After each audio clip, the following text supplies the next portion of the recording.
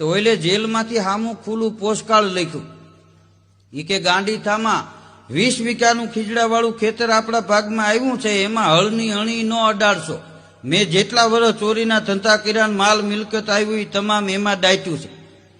આ ખુલ્લું પોસ્ટકાર્ડ ટપાલી વાંચી ગયો, પોલીસ સ્ટેશને જાણ કરી અને પોલીસ ખાતું આવ્યું તો આખું ખેતર ગોઠણ ગોઠણ ખોદી નાખ્યું.